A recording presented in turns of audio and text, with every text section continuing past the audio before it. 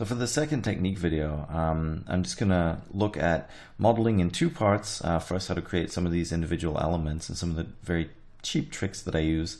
And the second part of modeling is sort of how to bring it together. And then the third part will be shading, which, you know, will be surprisingly easy to most people. But with that being said, let's get right in there. So I'm just going to close this up. Now I'm going to create some of the individual elements and just show you very quickly how I work when I'm creating sort of these UI type things. And I usually, you know, as you probably noticed by now, I use a lot of modifiers to model. It's not that I can't poly model. I'm just not very fast at it. I've never really practiced it that much. So I try to use a lot of sort of really quick and easy ways to get around that and to do interesting things with it. So first thing I'm going to do is just create a cube, and I'm going to set it to the bottom. There we go. And a lot of the little sort of extra details and things that you see in that shot are based on very, very simple geometric shapes. And a lot of these techniques can be applied to pretty much any of the individual elements that you see in the final video. So the first thing I like to do is just a very, very simple cube. I'm going to add in a wireframe modifier, bring that down.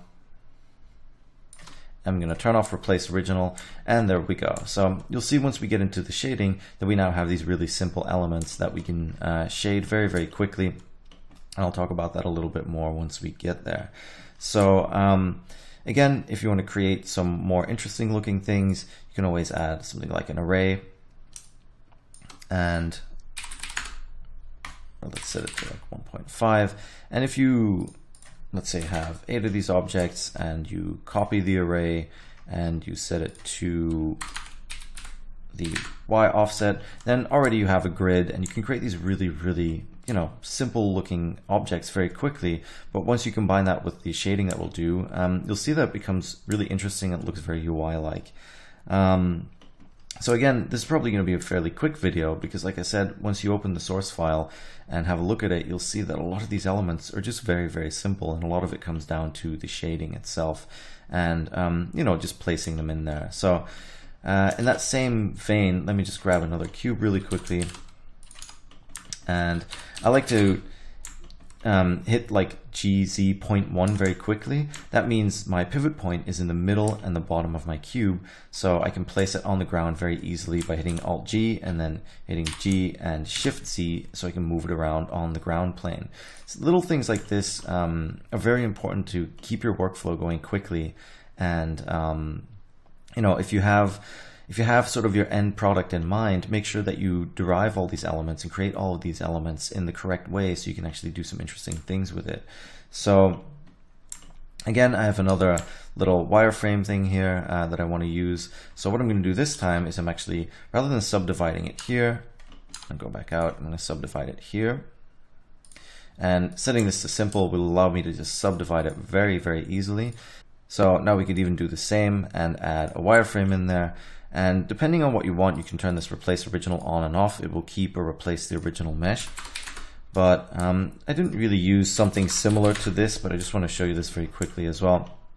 It's really cool what you can do, because let's say if we add in a solidify here, and we add that in between, you can make sure that it's set to even thickness, and then you could have this really interesting element. And as you can see, if you put the solidify inside, the mesh will actually error out, but it's not really the end of the world because you get these really interesting looking patterns within the original mesh. So if I turn down the subdivisions a little bit, hopefully you can see it, you get this sort of cross pattern when you push the solidify inwards. If you push it outwards, you get a nice sort of looking mesh. And like I said, everything is just variation on this theme, and I use a lot of techniques very similar to this in the UI video. So here is one of the last ones. So I'm going to create a UV sphere here, and I'm going to subdivide it a little bit more extreme, but that way we get something interesting to work with. So another one that I really, really like using when it comes to modifiers is if I grab this edge split here and I set the split angle to 0, then you won't really see anything, but now all of these individual polygons are broken apart, so they're not attached to each other, which means if we add something like a smooth modifier, you'll see they'll break up, and we can easily control the factor or how much they're breaking up. And if you have that image in mind, or the technique video in mind, you can see this is how I create sort of these really interesting looking spheres. It's how I created the one of the spheres for the world in the middle. And again, you could do the same thing. You could add a solidify to this, and or not even a solidify. If we add it, actually we add it before the smooth, and we get this double layer, and we get these really, really interesting results. And you can just keep going. Turn off the fill rim so you can get just a double layer of little planes. And like I said, you could even add in another solidify on top of this if you wanted to give them thickness. So you get these really, really crazy elements very quickly. And it's more in terms of thinking like with edges or with points or with polygons, rather than thinking of the shape as an in its entirety. Just think of all the edges and verts and polygons as individual shapes you can manipulate with all these modifiers, and then really, really interesting results pop up. If I delete that last solidify and just bring down the factor a little bit, so we have slightly larger polygons still. Again, we could add an wireframe to this, and be sure to turn off even thickness because it sometimes wigs out when you're using very small geometry. And as you can see, now we have this super technical pattern. Again, turn off replace original, and now we can shade both the polygons and the individual edges as different things. So this is just an idea of how I created most of them. I've left all of the elements in the technique shot untouched. I haven't applied any of these modifiers, so you can just have a look at them, play around with them, and see what happens. And again, I just like being able to make these procedural, so if I want more detail in this one, then we can just add in a little bit more detail. Yeah, the solidify pushes out these edges a little bit, and they're not as subdivided, or they don't, align perfectly, but it doesn't really matter. If it's just a small UI element somewhere and it looks cool, then I doubt anybody will, call you up and say, hey, your edges weren't really correct on that one. At the end of the day, it doesn't matter, especially if you're animating this stuff. Keep it simple, keep it quick, and it's more about adding a lot more of these elements and animating some of them together, rather than having this one master element that just looks completely crazy.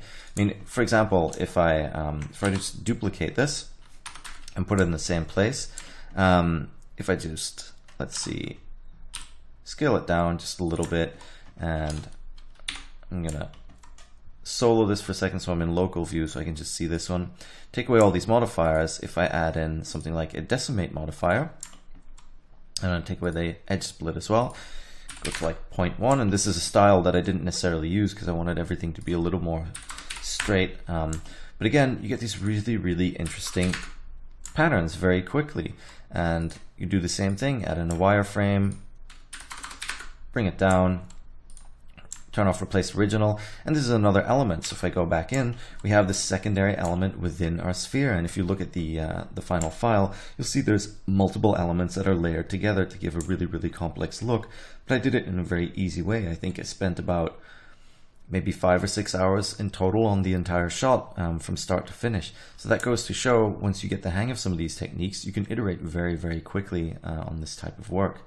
So that's it for this video. I'll move on to the next one to show you how we can combine this with particle systems to very quickly create very interesting and intricate looking patterns.